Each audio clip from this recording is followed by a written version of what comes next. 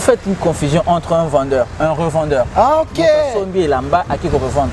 Moi, je ne vends pas de vêtements. Ok. Moi, je travaille avec Gucci. Ah, Versace, bon, bah, on va vendre, hein. je peux dire que c'est des revendeurs. J'ai fait la fierté de votre pays. Oui, Des nôtres. de votre pays. Pour le lot comme système de père et de mère. Soyez notre par exemple, on avait quoi dans Soussou à l'époque, et pas vieux, je sais pas, on Simbate. Oh. À l'époque, soyez exemple, comment Mozaki sont Ah, ok. Tu vois un peu ce genre de choses là. Vous travaillez avec beaucoup, dans le navire Benz Bosi Bosi en Simbate. On a mis une colonne en cage, on a quitté la ZT. Donc voilà un peu le problème. Aujourd'hui, tu sais, dans le Barafali, si c'était pas la musique, Fali Tamsouangos à la paix, moi styliste.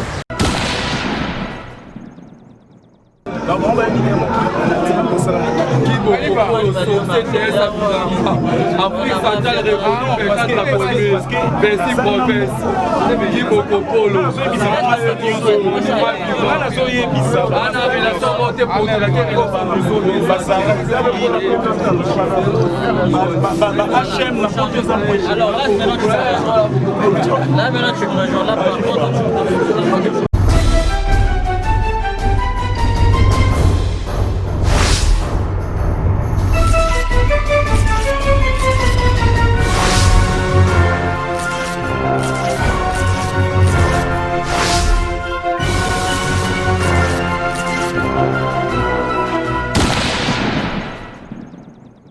Bonjour fidèles internautes, nous sommes Clébois.com, la chaîne d'actualité, puis l'information ensemble avec les vôtres Bakali Prince. Très heureux de vous savoir très nombreux en train d'attendre les vôtres. Je suis là pour vous servir, en tout cas fidèles internautes, je reçois un invité spécial, lui c'est un styliste international, Veloso Style, avec qui on va parler, on va décortiquer l'actualité, la mode, et ensemble avec lui parce que ces derniers temps à qui tout le monde en parle concernant cet invité, raison pour laquelle je l'avais cherché plusieurs fois, Lelo Oyoyo Nayami. Merci sans pour autant monopoliser la parole à mon patron de la nation Tonton Manamanga Pichu Boss Lady. Merci à vous la française et puis merci à la grande équipe de Clébois.com. Merci Franklin Massiala et puis la réalisation est assurée par Jordi. Merci à toi Yaouli Moucheni. Bon séjour à Kinshasa, merci infiniment. Il y a Marie-Hélène Linongi, patronne MHLNB. Merci Nixon Boutique, la bière de luxe. Fou les Louki Soumé, c'est le président responsable de la Congolais, tout le continent à Asie. Et puis, Dani Chandou, chinois noir. Comme je l'ai dit tantôt, je suis là avec lui. Il s'appelle Veloso Style, à qui je le salue. Bonjour monsieur. Prince Bakali. Artiste. Mais la mouni Ndjorate. Bonjour. Boni santé. À la quinoiserie. En forme. Artiste et styliste international. Si tu le dis. Ça fait au moins combien de temps depuis que tu es à Kinshasa? Là, il me reste quelques bouts de jours pour que je totalise 2 mois, pile poil. Voilà. Je pense que, ouais, dès aujourd'hui, j'ai 2 mois, ouais. Le 29, donc je suis arrivé le 29 juin. Et là, nous sommes en juillet. Non, je suis arrivé le 28 mai. Donc ça fait 2 mois. Presque. Ouais, 2 mois déjà. Ok. Tu as trouvé Kinshasa comment? Parce que ça fait un bail depuis que tu as quitté Kinshasa. Je pense qu'en un mot, je dirais que Kinshasa, c'est une très belle ville. Okay. C'est une ville à laquelle, une fois que tu te retrouves ici, tu as une facilité de pouvoir oublier tout ce qui est tracasserie, de stress. Je comprends mieux. Je comprends mieux pourquoi pas mal de Congolais qui sont résidés en France, en Belgique ou à l'international ou ailleurs, ils ont tendance toujours de vouloir venir pendant ces époques de vacances car ça nous permet un peu d'évacuer, d'oublier. Et il y a une super façon de vivre une cadence ici à Kinshasa dont je peux dire toute ambiance par rapport à l'ambiance ou mode de vie quinoise ou comment? J'aime beaucoup cette mode de vie quinoise. Tu vois, cette mode de vie quinoise, ça me permet d'être détendu. La vie, sans vous dire, elle est vraiment très moins chère. Ça nous permet de manger, boire chaque jour. Et puis on trouve des gens courtois un peu partout. On retrouve le sourire sur les lèvres des gens. Mais il y a aussi les à côté, il y a aussi le côté tragique et en même temps il y a aussi ce côté triste à la fois. C'est vrai qu'il y a la famine, il y a pas mal de familles. C'est quelque chose qui me frappe à chaque fois, peu importe les âges. 2, 3, 4 pas, tu auras quelqu'un qui vient vers toi. Artiste, ou monsieur s'il vous plaît aidez-nous. Donc il y a toujours ce côté là, entre elles quoi. La considération. Mis à part la considération, l'influence. Mis à part l'influence, c'est-à-dire Les gens en ont besoin de l'aide. Les gens veulent qu'on puisse les aider chaque jour qui passe. Comme ça, il y a des familles qui n'ont pas de quoi manger, ils ont besoin de quelque chose de boire, et puis comme ça. Veloso Style, artiste styliste international, modéliste aussi également. Oui. Ok, ça fait combien de temps depuis que tu exerces ce métier? Au jour d'aujourd'hui, je dirais nous sommes sur le nom de 17 ans. La fois dernière, j'avais parlé de 15 ans, on était en 2019, je parlais de 16 ans en 2020 et nous sommes en 2021, donc je pars vers mes 17 ans de carrière. Ok, tu peux nous faire une différence entre être styliste ou modéliste? Alors, moi je dirais, c'est une bonne question que tu poses d'ailleurs, je ne m'attendais pas venant de toi. Hein. Merci. Alors, moi, il y a toujours des ordres de côté du Toumbe Bimi, mais. Non, on m'a passé. Comme sur place. D'ailleurs, je tiens à saluer ta patronne. Merci, Mangaya Boss Lady, voilà la française. Yanjora. Tu n'as pas mais la boulot ça émission des non ça émission na banga au bolite Yanjora au quota parce qu'avec elle on doit plus attendre. Non, ça va. Ouais. Donc voilà un peu. S'il faut que je réponds à cette question, c'est une question très sage d'ailleurs. Merci. Un modéliste, c'est un styliste aussi. Et nous avons un styliste créateur, nous avons un styliste créateur de mode. Ok. Donc moi je pense que moi je suis plutôt un styliste créateur de mode par formation. C'est-à-dire, nous on travaille avec des produits finis. Une tenue comme ça, une pièce comme ça qui a été fabriquée, travaillée par exemple par Versace ou Roberto Cavalli. Ils vont finir le travail et nous on vient par la suite pour essayer de composer ce look. Essayer de proposer un haut comme ça avec un pantalon qui correspond avec ça et pour nos clients. Un modéliste, c'est quelqu'un qui a plutôt la facilité de créer le patronage. Ce qu'on appelle le patronage, je dirais un peu en lingala comme nous sommes à Kin. Bon, il va mettre les tailleurs à vélo, à bambina mesa, à sali moi crayon, à juste zona munene, à sali taille. À Kati à découper, na simanango tu sais zali, ça c'est un modéliste et après il faut appeler ça mettre taille couturier. Donc en gros, dans la mode on peut avoir trois types de stylistes. Ok. Nous sommes des stylistes photo si on peut dire, donc on s'occupe des clips. On s'occupe de shooting photo, on s'occupe de concerts, pas forcément figurant. Donc, en gros, on va permettre à Bilamba ou au modéliste à penser, à dessiner, couturer, or ça la machine, bien un batailleur, il y a une machine, si on biso tu joues en gros pour tout là. En fait, tant que ça, par exemple, quelqu'un qui a fabriqué cette tenue, il s'entendait pas, il ne sait même pas qui peut le porter. Aujourd'hui, c'est toi qui le portes. Alors, admettons que moi je suis ton styliste, donc j'allais choisir cette tenue ou ces hauts pour essayer de le mariner ou le marier avec un bas. Qui correspond à donc on a Bandeli, un designer, au béni modéliste en quelque sorte, à l'ali, à Kanisa Moni, à Moroboui, à dessiner. Mais pour dessiner Zoua, Makamba Malonga, à qui n'a pas modéliste tout couturier, ça lit patronage, c'est-à-dire ça lit dessin, on a l'école à carton, Moroboui, nassé à carton, on a Barozo Yango. Ça lit très sous on a à tissu, Kati Yango de Bassangisi, morceau, créer des lambas. Brodeur peut bazali ou basama ba perle molo ma détails en a attention peu na maboko etc. Et à la fin de ça nous avons un produit fini. Une fois un produit fini, voilà nous autres qu'on intervient. Nous qu'on nous appelle de personnel styliste, de styliste personnel, en quelque sorte de styliste photo si tu veux. Parce que pourquoi citer photo? Nous travaillons dans les studios aussi pour réaliser des affiches, des albums.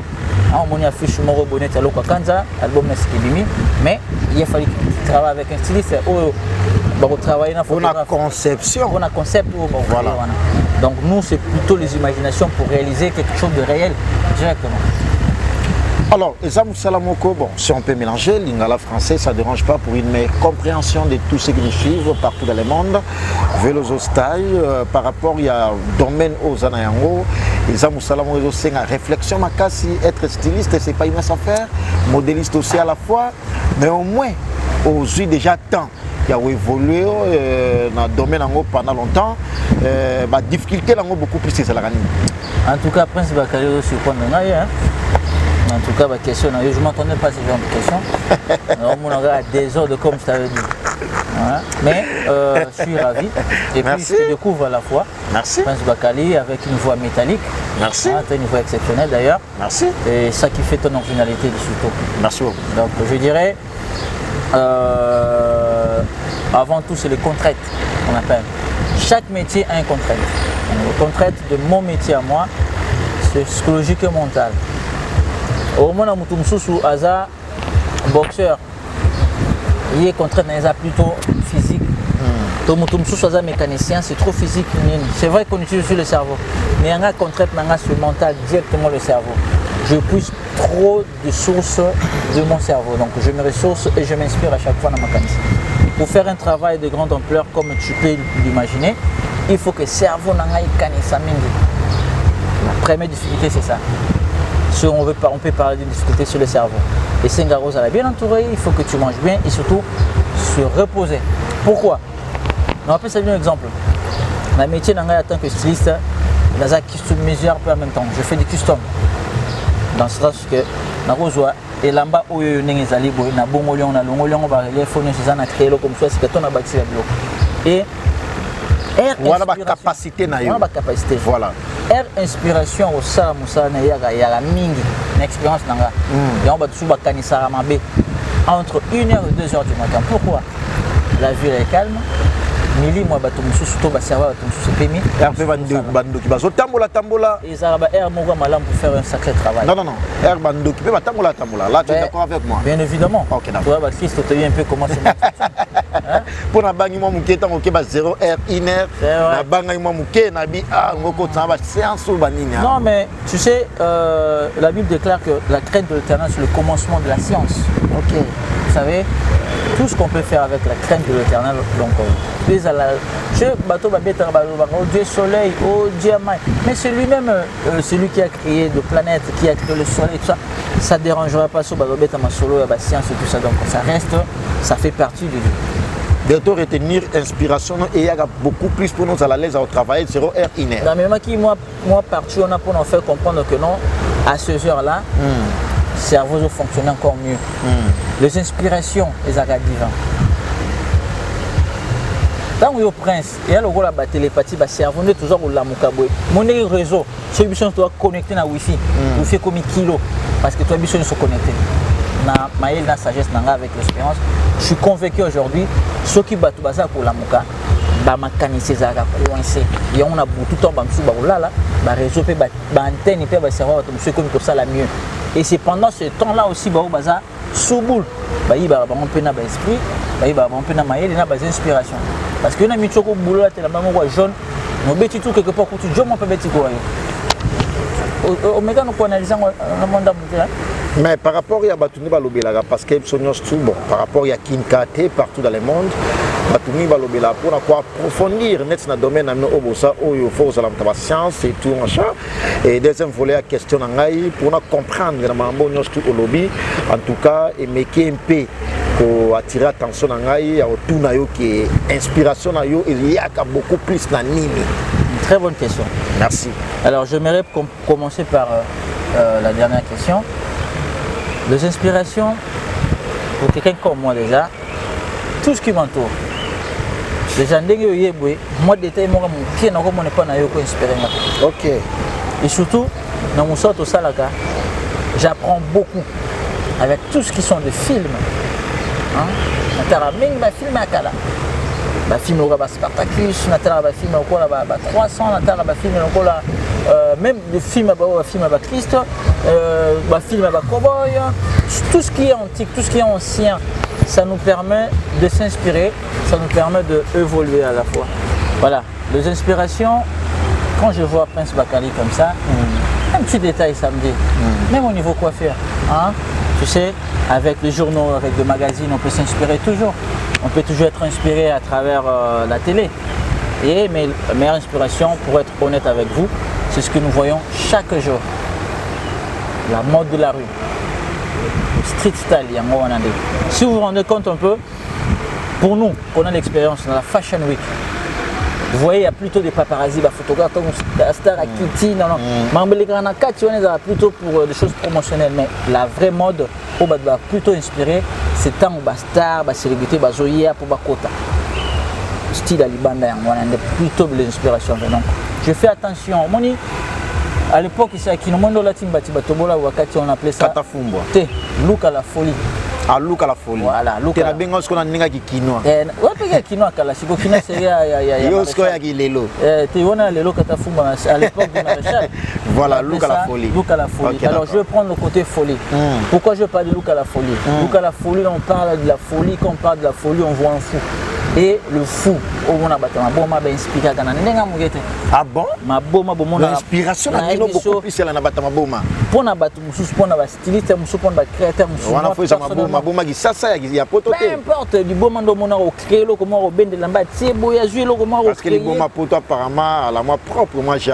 Soyez le bon n'a pas à ngazo pousser comme du bon na li bon. Mais c'est des gens que je fais beaucoup attention, ba inspirer nga mingi. OK. Na accoutrement na bango. Ba tenue bel ba look musu mon na mutalingi de ba singa 4 fois 7 fois koto yo ba détail o na mon na pas ba tama boma. Donc na musala o c'est plutôt de détails. Nous on fait attention avec tout ce qui est détail. Donc voilà. Alors par rapport à Nina Lobela qui nous va te belé ba tribu à bino oza ba ta science qui c'est pour avoir approfondir na onyos tout au lobena do singa pena faut que ta science pour permettre yo aux la pondérer par rapport à domaine na yo. Moi je dirais c'est faux. C'est faux et archi faux. C'est le bon Dieu qui connaît ma conviction et ma foi et les gens qui m'entourent depuis que je suis gosse, depuis que je suis enfant. Pour na monto à côté mon sonnet na compétition moi pouvoir battre. Ça n'a rien à voir avec le monde musical ça. Un monde artistique, il y a même un monsieur c'est un artiste. Mais tout le art en soi, c'est quelque chose d'inspiration, mais inspiration est divin. Tu vois, au vent d'inspiration, et où tu musique y na mécanicien yo. Alors moi je ne vois pas le pourquoi. Même dans le milieu du soto kotara, être proche, il y a des célébrités, le la Bataïga, le la Pogba, la Boati, tous ces gens qui sont au-dessus. Djibril Cissé, tout ça.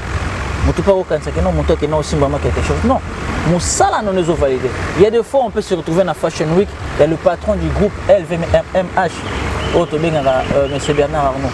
Tu te retrouves avec ce gens-là. Au Mituni, mais combien on dégaine? Soit combien c'est par rapport à ton talent. Mon salaire na yonde et puis l'oupemba au Nzamba. C'est la merde des choses. Le vrai kiss, la vraie science, c'est déjà le bon Dieu en soi. En tout cas, on a témoigné. Hein? Non, ok, non, plus loin. Il y a une polémique, mais il y a polémique. Et toi, tu parles que du science ou quitte, mais parlons de l'homosexualité. La plupart. Non, c'est un cas, parce que l'homosexuel, ok? On peut par exemple, le vigile à Blom, tu as 6 000 Vuitton miniature. Ma père, c'est ses collections. Foulard, on a c'est ma collection vigile à Blom. C'est un hétéro. Gucci, mettons Gucci à côté, non, il travaille pour Louis Vuitton et Off-White. Non, on a tout le par rapport à mon objet à griffe. Non, c'est pas. Prince, on va se perdre un peu.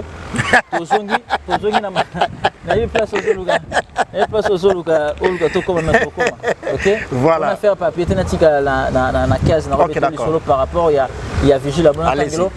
Quelques stylistes hétéro. Roberto Cavalli. La plupart des robes au montée de marche, festival, remise, Grammy, tout ça, c'est Roberto Cavalli. Roberto Cavalli, c'est quoi? Donc c'est un styliste hétéro qui n'est pas homosexuel. Donc pour vous donner un peu l'envers du décor, on est battu à Kanisala. Oui, bien sûr, on a ma capacité moralement, spirituellement. Ah ok. Non, non, rien que gangster à Tongo. Moi, on a favela donc première promotion avec Kuluna Yolo. Oh. Si vous avez donc voilà, c'est il y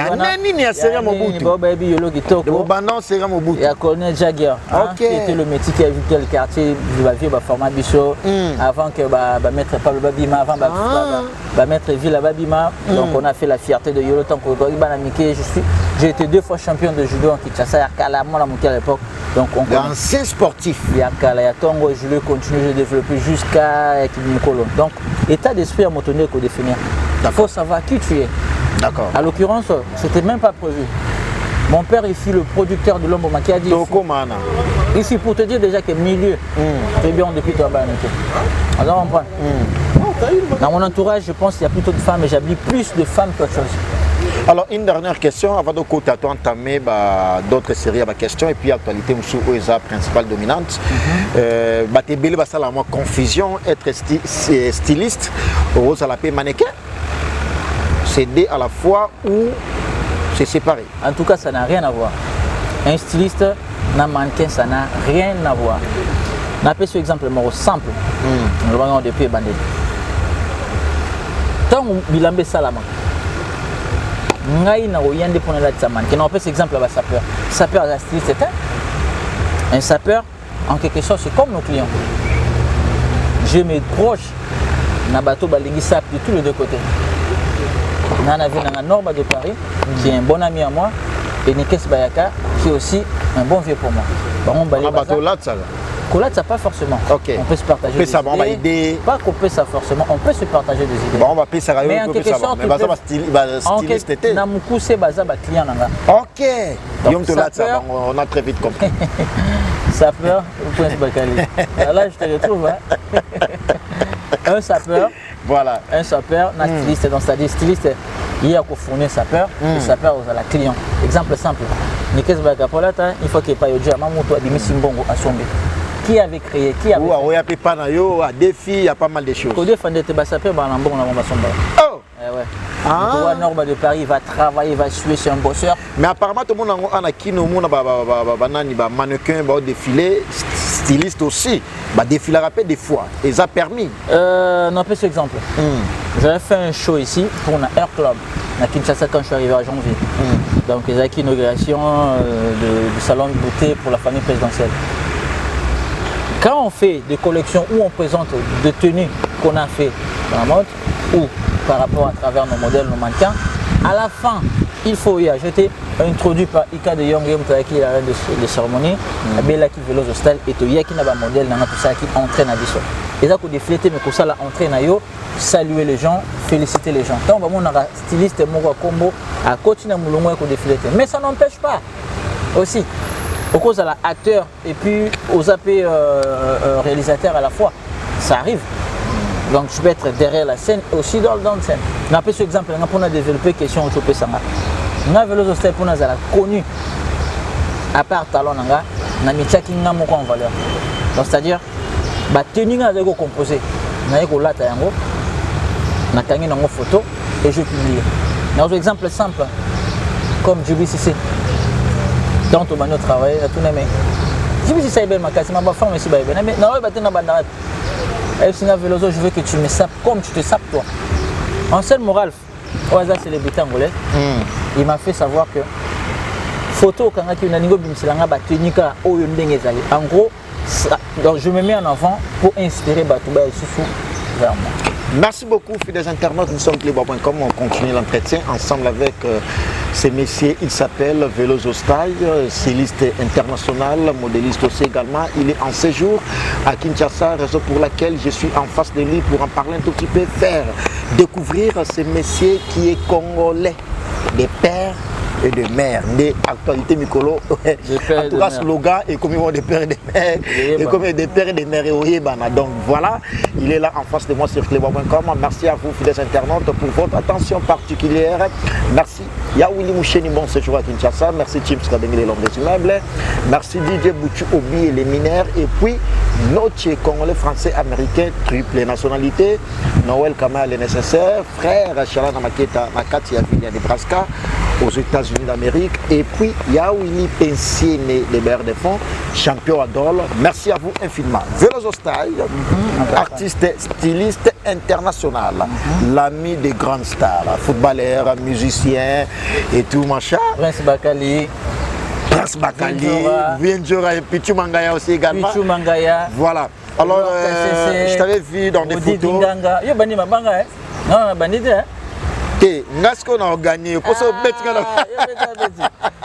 Mais au moins, je t'avais vu dans une photo avec Pogba, avec des stars américaines aussi également. Penchant à eux, et ça moi beaucoup plus bateau à moi Libanda, je suis pas moi trop terre. Idéologie Bandara Bongo. Idéologie Bandara Bongo. Voilà, selon Yoto, selon Bisso. Selon Binoté, selon Gapete. Selon Banane. Ezaki la nature m'temaki Bongo. Ok. Amoni. Soko bani lika munanko osusu onanko so bani on a maïle mususu osusu on a maïle mususu nesi yosko bana on a ni na bana on a maïle mususu ok yon côté hein d'un côté ok c'est pas trop co d'accord hein oyebi so ça lika munanko okutana batanko bali oyene maklita shoba kan tusu pine à train écrasé tu vois okuta lokana ba gabia mundala ba mama la styliste makasi pas écrasé yo non j'en connais pas so ba yebanagi ouais so ba yebanagi ayo bien mon gars c'est le moins simple Zekotangi. Non, pas que le school anglais, on a cocaté. C'est simple. Bon. Yo goloba ou goloba. Mais c'est simple. Comme Tangi, bêta na Google. Référencement bima. Ah, Google a BT. Papa, c'est simple. Ok. Le référencement est là. Au monde a news. Donc na tout so bêta na Google. Au tel nombre de listes de pages qui bimisa. Article ni ba commis sur toi et après cliquer place comme actualité au monde sikoyo au sala nani baloba ni getting image le la fashion que le belo au sala na la tsanani ba marques machine la mani lamba c'est plutôt styliste ma casse. Non, vous faites une confusion entre un vendeur un revendeur. Ah OK. Sombi lamba à qui qu'on revendre. Moi je ne vends pas de vêtements. OK. Moi je travaille avec Gucci. Ah bah on parle de vendeur hein. Je peux dire c'est des revendeurs parce qu'il a acheté. Pourquoi le baba ça styliste? Après il y a des créateurs. Si c'est un couturier, un designer qui fait un dessin, et lamba na yemo comment kana bana baneti souka tant mieux. Mais ce gars aura bilamba, hein? Habilleur c'est aussi quelque chose à un magasin na yé. Alors tu seras montré à partir de la marque Azoteka, ça c'est autre chose. Magasin na yemoko. Moi j'ai pas de magasin, j'ai rien, moi j'ai un showroom. Oui, ça m'a cassé. Non, tu l'as d'une façon de comparer. On parle de Veloso Style, j'ai fait la fierté de votre pays. Oui, de notre. De votre pays. Pour le lot comme système de père et de mère. Il y en a noté moi à côté. C'est vraiment compliqué. Moi compliqué, vous appelez changer nationalité. Bon voilà, on est dans mon portugais avant tout. Mon portugais. Ah bah portugais là bah c'est là Mobutu. Donc de mon père je suis angolais. OK. De ma mère je suis portugais. Mais côté Mongo on dit ça on a défendre le pays dans le cadre Mongo. Voilà. Voilà. Alors ce que j'allais t'expliquer un peu, j'ai parlé avec Papi Mboma na ba traité parmi ba journaliste ba yamangai bien le ouais Papi Mboma je peux dire ba zakite ba bouteille à champagne peut nous sentir ba monsieur classeur ba c'est qui là aussi c'est des amis qui m'ont beaucoup accueilli mais n'a pas ça gandi n'a pas mieux bien moi ba j bien évidemment après ba qualité ga yanjo hôtel du Bumbashi ayena aya ki nango donc voilà pour tout qui m'a été côté moi j'aime ça oublie moi les bandas mais non ça va okay. Ouais ambiance c'est un peu comme ça l'ambiance un peu à l'américain trop sérieux musala oh bando fixer caméra au bomango hein je sais que Laura Cassé c'est mon panzi l'assistante particulière hein Laura Cassé c'est donc il y a Zara na Vena Boga donc on est toujours là Laura Cassé c'est de gros bisous là-dessus Prince Bakali on a eu à parler avec Papi Mboma Aïb Saïga qui non marque moi là tsaraï na bi OK moi marque là tsaraï ngai siko styliste musa na ngezani musa na ngai pona veiller sur ton image ba noko ta msoko tanga na bana boutique na bango ya linga zo elamba moko ta msusu o eteka ma eteka la to eyesika yo la tango pepe seloko ngai styliste na koya na yebi morphologie na yo la si taille na nzoto na eloko nini ke simba na tena yo to sola ne bateke lamba o te fo oyo pona client na donc ngai intermédiaire entre un client et une marque. Donc c'est quelque chose qui n'a rien à voir avec un revendeur ou un habilleur comme vous entendez. Naza, personal styliste. Donc naïne naba célébrité nanga. Donc il a un exemple simple pour une célébrité comme Boati, la reine de South Africa. Donc il y a aussi 23 000, 40 000, 50 000, même 100 000 entre Balmain et Louis Vuitton. Ben ça qui est pour une vente spéciale réservée pour nous. Mais au cas où on a vendeur bazooka ba côté ça y moi ba plan moko boye pour ba mo bateka plus. Mais tant que styliste na zo battre les clients nanga. Écoutez et là-bas oyo c'est vrai qu'il y a un prix mais est-ce que est bon ici et tout que simba. C'est là où vient mon travail en fait. Vous comprenez? Na na facilité au travailler, na ba revendeur, na ba modéliste, na ba couturier, na ba bien sur bazoton. Mais attention on a question là par rapport à mon na grande star il y a football et tout mais à l'occurrence na mon na ba Pogba yondem to latsa yondem to pesa bango image par rapport à maman basala concernant ba tenue vestimentaire et à part bango ba msusu wana non tour on a un cadre à boulot na okaka où ce sont des amis. Non dans notre métier l'amitié vient après c'est beaucoup plus le travail et nous avons un métier qui nous permet d'être des amis. Mon métier à mode, ça nous rend très indépendants et libres surtout parce que c'est un monde artistique. Dans le cadre polémique, quand on parle de l'artiste ici, on a un musicien. Quand on parle de l'artiste ici, on a un polémique. Mais l'artiste, ça s'inspire, on a une limite, on a une particularité. Je suis avec eux tant que leur styliste, point barre. Mais la relation peut affinité et que se crée dans 4. Ba msusu pe ozali na master na yo moko boye Avec footballeur à un niveau assez avec le temps, il peut avancer et pas comme il y a Ok. Donc, mais ça peut faire que pour ça qu'il faut travailler. Mais en général, le coup de ma bête et Zagara, talent, métier, permettant un coup de bâton. Peut-être sans cette chose à vélo hostel, des temps sous un bâton à pénétrer. Mais Balouko, c'est du fali. Il est inspiré, il a fait ça au goût, fashion. Je dirais pas faux, non, oui, ni non, c'est un grand frère, on a goûté à 4. On a Kimi au Samboué. Non, on a posé la question. Non, parce que nous avons ça confusion. Fali, bonjour. Bien évidemment. D'ailleurs, les hommes à BTO donc. Mais mon gars, les inspirations ça vient de partout. Mais Oebi vélo style, grand frère nanga Ebi Valère à vélo style. C'est. Oh. Valère Ebi Valère na yo. Mais makas wa ya nanga. Ah mais yo, il y a ça modèle na hôtel. Comment ça modèle nanga?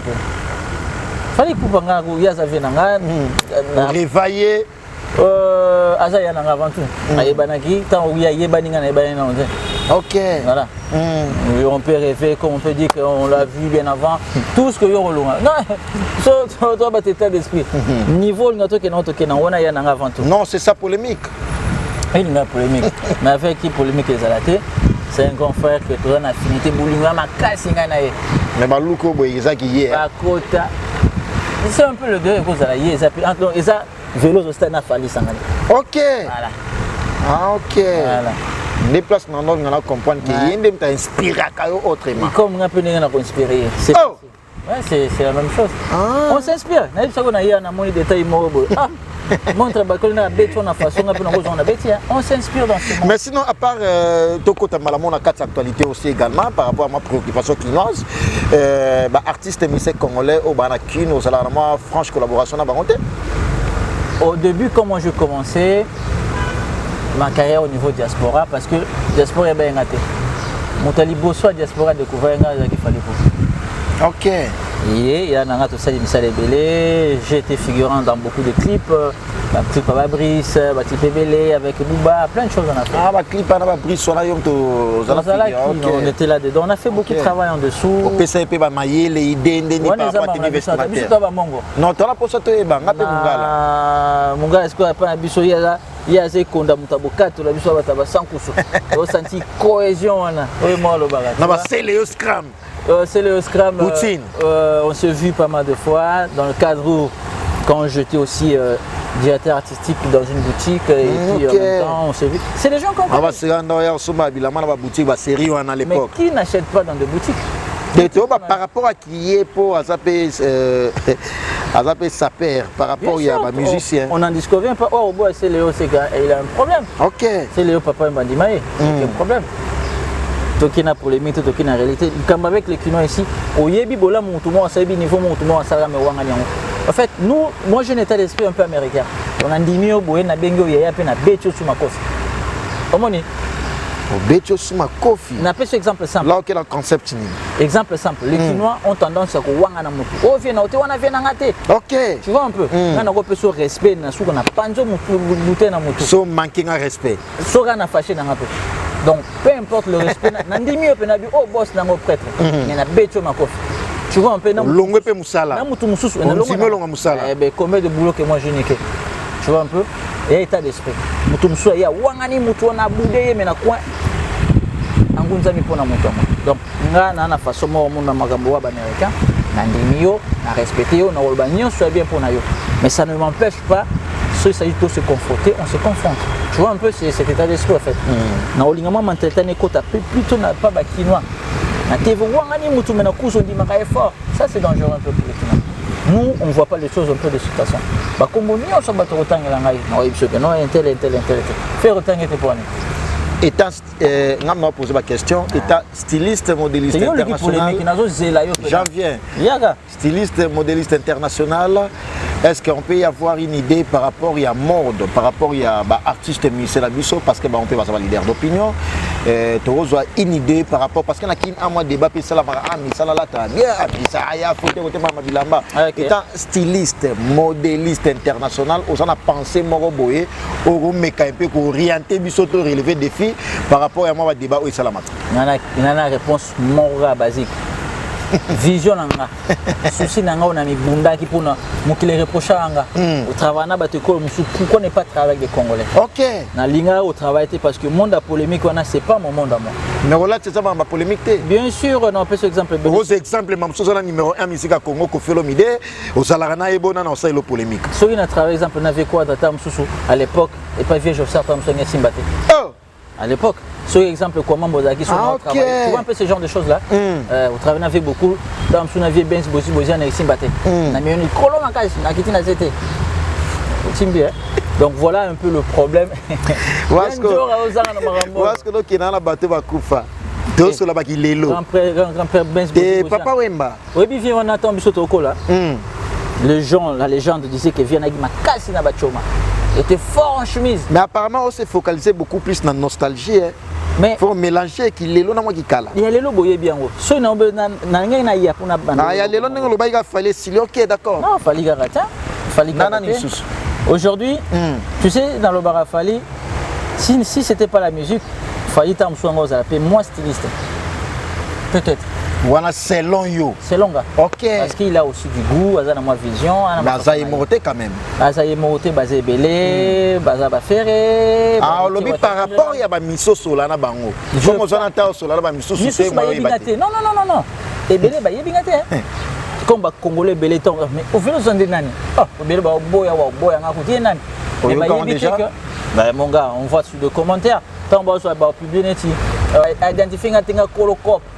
Na mutu na memi na ba cameraman biso to ça na nani on sona ko latisa mais batenga te batage faire tu vois un peu ça c'est des kinois ah il faut qu'on monte sur la scène internationale pour ba valeur na niveau qui ça je sais même pas combien je pèse c'est maintenant que les kinois me découvrent mais auparavant il y a cela donc ça na yango o bananga mi ba na ça après vingtaine d'années tout le monde ba mi kena ça beaucoup on était à l'extérieur mais une douce rare qui ça bato motivé ngana ya ba vie na biso Zakari baba baso les mots là oh non via nata na kitikini boy muta bo sotini la presse depuis l'aéroport on point donc il y a des gens qui connaissent nos valeurs et na ba musuno ba yibi sauter hein le jeune comme Ibrator il connaît ma valeur très bien héritier Watanabe bâton piano héritier Watanabe il connaît ma valeur très bien là il connaît ma valeur beaucoup la Kaika mi fali il connaît ma valeur Inos B il connaît ma valeur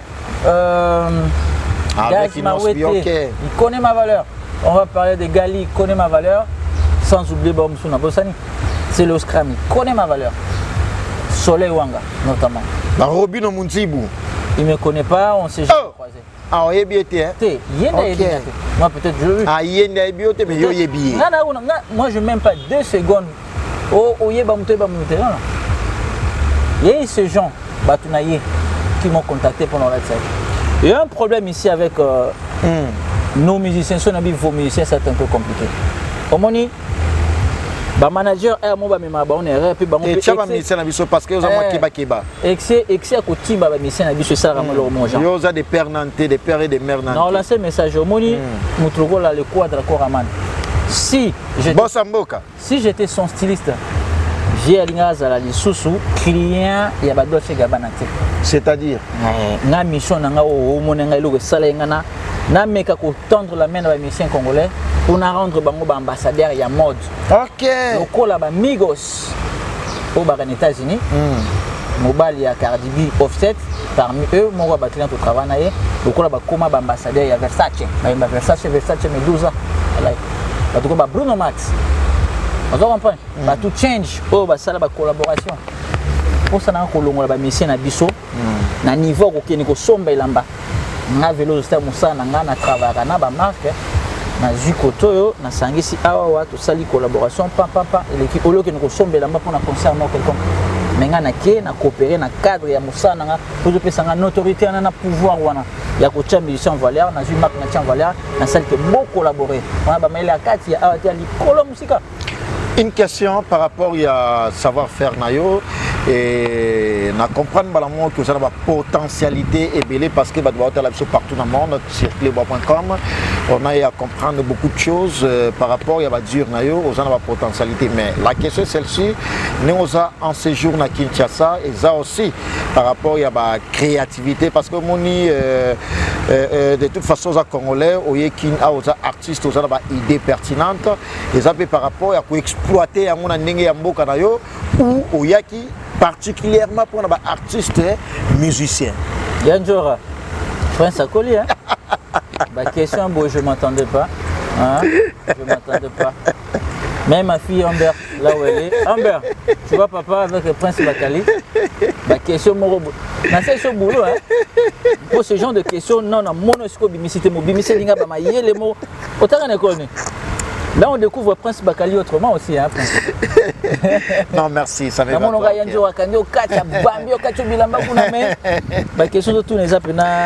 Merci. Par rapport à ces jours, nous n'avons qu'une. Aux gens la potentialité pour exploiter en haut, créer un emploi aussi pour notre domaine ou particulièrement pour notre artiste. Une très bonne question. On doit plutôt à Soukana nous. Merci. Avant que nous arrivions. Tout à l'heure on a autobé ta tour. OK. Na pesa ba cop na ba teka moninga. O pesa ba cop. Na pesa ba tout. Voilà faut que poto. Ngana ebinga avant que ne poto. Ba bien ni nga kena poto. Non ba la quartier ba roza la paix hein. On a bakulu na kaka. On a bakulu na. Bon, massa na nga bomona quand on avait 5 à 6 ans comme ba chef na kulu na makashi na yolo. OK. Voilà, on a ba massa na bakulu na. On a ba on ba yebi ba valeur, on a ba yebi na tant que maître judoka, ya bomona. Mais il y a voilà. Ces gens qui me connaissent de l'international, ba tambola kana ba photo na nga no ba bamba ba fiche ba photo na nga pour inspirer la clientèle. J'inspire beaucoup de jeunes.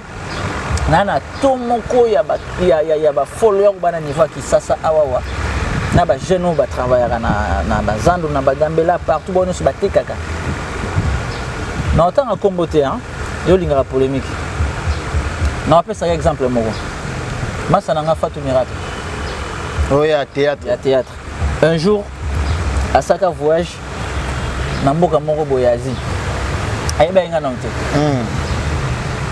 si vous comprenez que les jeunes sont na ba photo nanga partout bazo kota azo lakisa ba tenue nyonso na lati on nga kutu vie makambo on a évité les mamboleka donc un jeune à sala ko fa tendance na mois d'août ezayeto yete si vous zo lekele atunya question mais il y a un plateau toujours qui ne ba photo mon balo zo lakisa ba oh il bien été Joza a dit c'est que les américains ceux qui étaient colonies.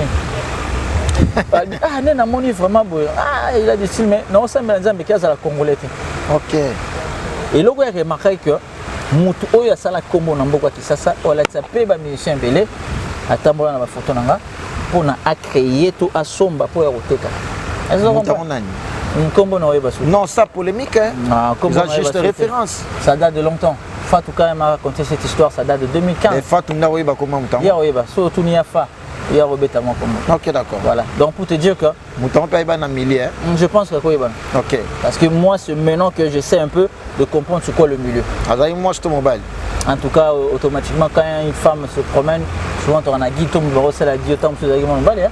OK. Tu vois un peu.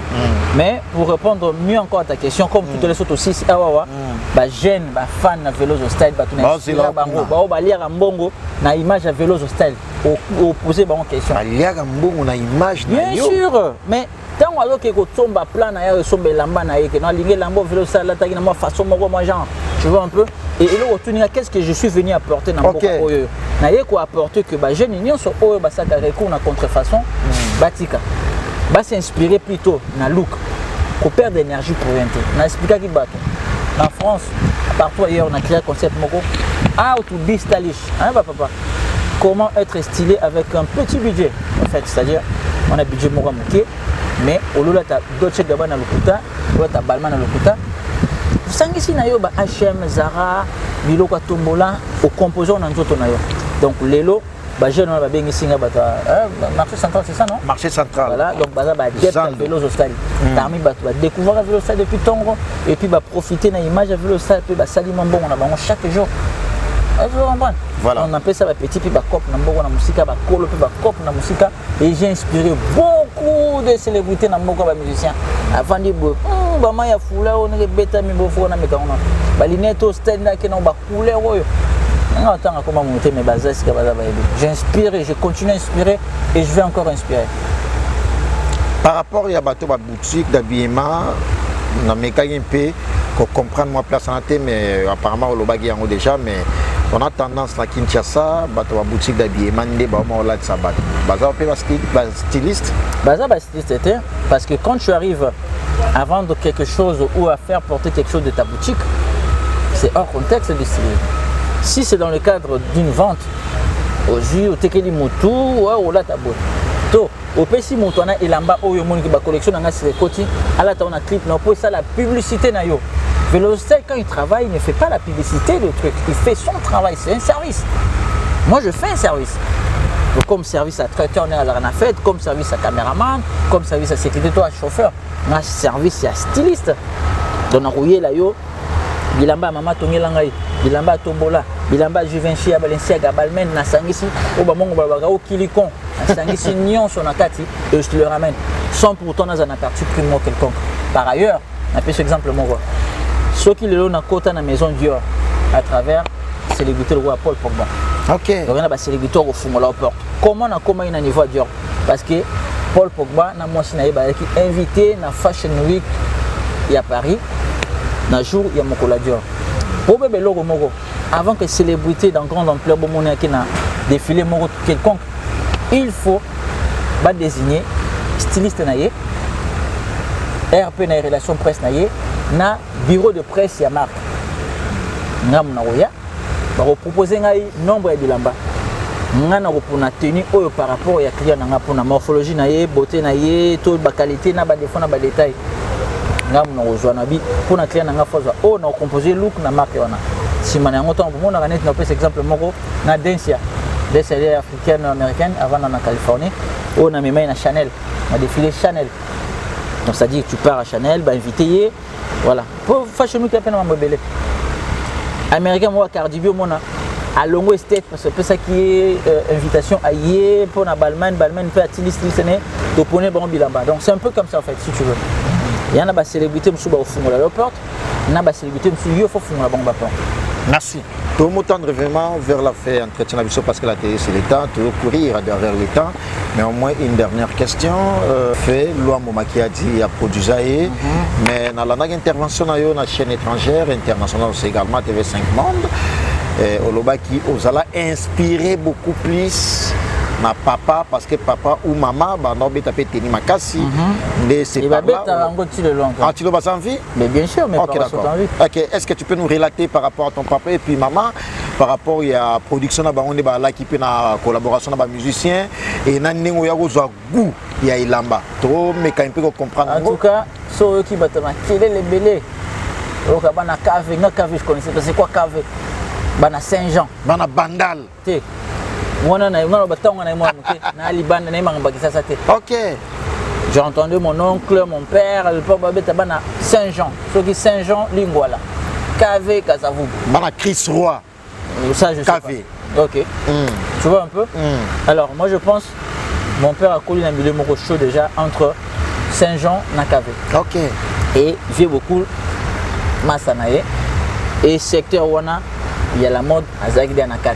Sapologie à Zagde. Mon père, quand tu le vois habillé, comme je dis dans le passage dans la TV5 Monde, papa n'a pas de la taraboui. Papa n'a pas de la donc quand tu vois en costard et cravate, comme Norba de Paris à la Tara.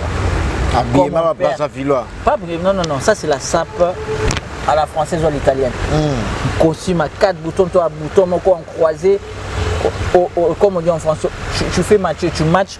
Donc, ça dit concordance entre foulard, la cravate, ton amour de détail, mon chapeau. On a goût à père. Goût père n'est pas là. Ok. Costume, cravate, tu vois un peu.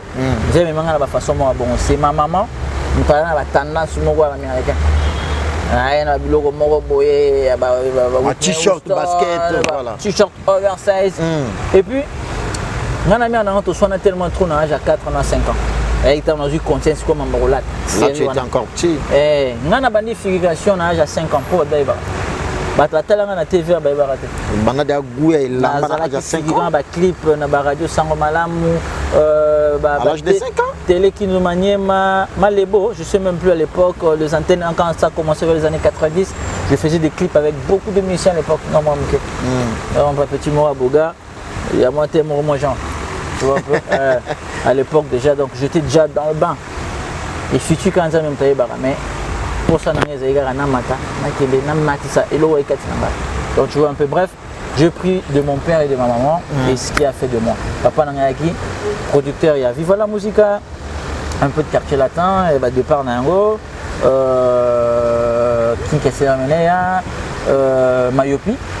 Mayopi, le mélange entre Pépé Calais et Madiou System, et puis plein d'autres gens. Ça n'est fini pour aujourd'hui, fidèles internautes. Je suis avec Veloso Style. En tout cas, ils ont eu plaisir à trop. Il y a koyamon.com parce qu'ils ont un séjour à Kinshasa. Hasard recherché pour nos joyeux. Fozalaga Bakali Prince. En tout cas, nous avons un Nenge à Gombe quelque part. Ils ont eu plaisir à trop Yamayo sur clébois.com. Et puis, merci d'y avoir répondu à l'invitation à Bissou. Keira Linda. Merci à Prince Bakali. Merci. Junior Bontonga. À Bossanité, je linga mabanga trotté. Non, quand tu mabanga na yo. Sarah Likoko. XL. Yo fona mémoire qu'on n'a pas sa taille SL. Yé comme nani? Sarah Likoko. Sarah Likoko. Ya zana kin? Na ebisio moi c'est na mon solo. OK. Francine Nitu. Et t'es Francine Nitu. Voilà. OK. Voilà mutapichu mangaya. Voilà mutapichu mangaya boss lady. So kainga pour na pichu mangaya. Armel Caprice. Voilà. Et puis Massa Nyonso, Bozaï Belé, Lox Kamikaze, Bobo Linga Mabanga, bien évidemment. Vous êtes nombreux. Hein, mon garde du corps depuis Paris, Yambenga, le grand commando. Il y a une l'année partout. On a souka na commando. Mais à Tigali Sigo, et qui na Tigali? Ah, bah, soldat, Makasuka, Rodi Dinganga, Mtabomani, Yamaliko. Rodi Dinganga. Il faut des fois, italiano. Il est italien ou français? Il est plutôt italien. Pour nous, il n'est pas plutôt italien. Pas italien aussi. Rodi il est plutôt italien. Ah, il est italien. Il est bien. Pas italien, clair. Ok. Je parle italien, je parle espagnol, je parle portugais, je parle anglais. Marié déjà? Mokono Obala. Oui, Mokolo Bala. Ok, on est célibataire, voilà. Donc, il y a pas de cadre, il y a statut, hein?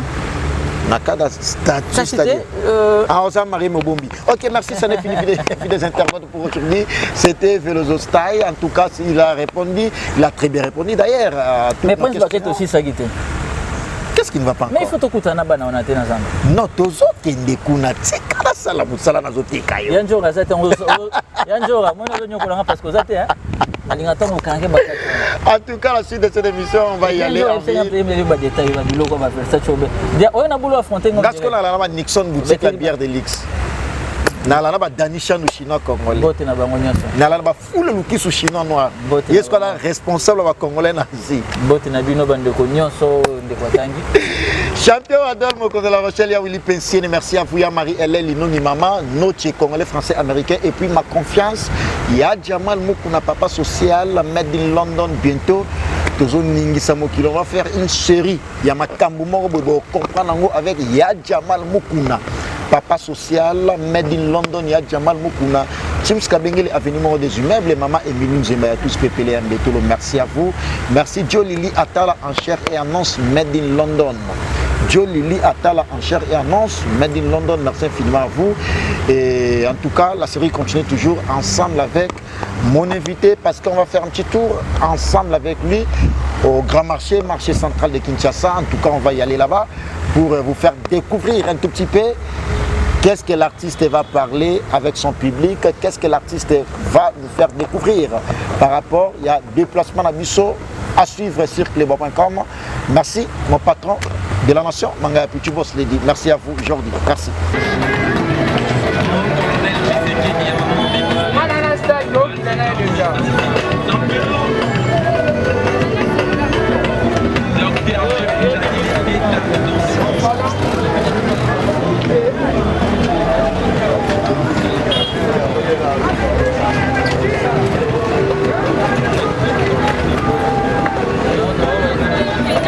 Des images,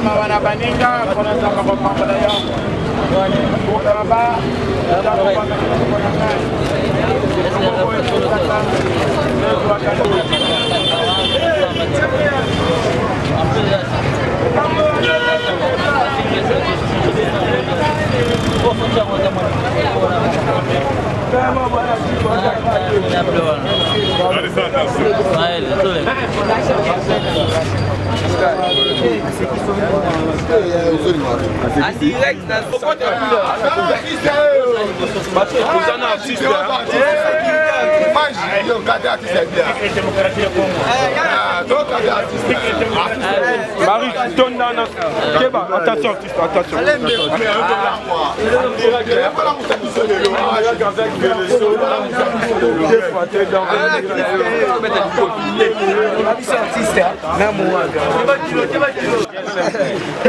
Veloso style.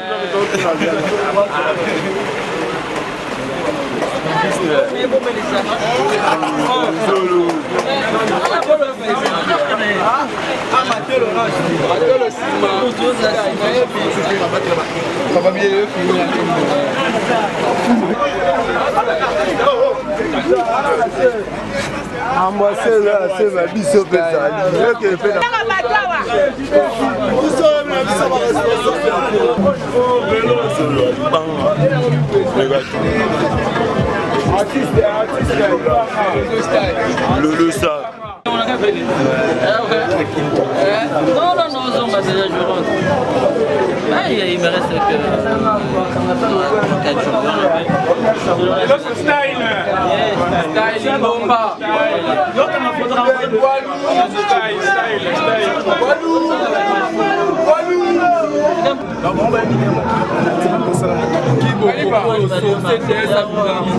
Afrique centrale révolue, Bercy province, Kiboko Polo,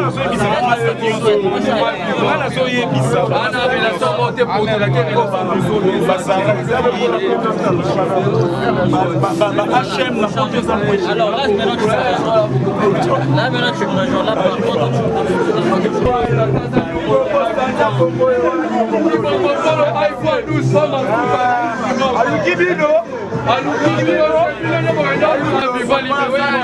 Charge à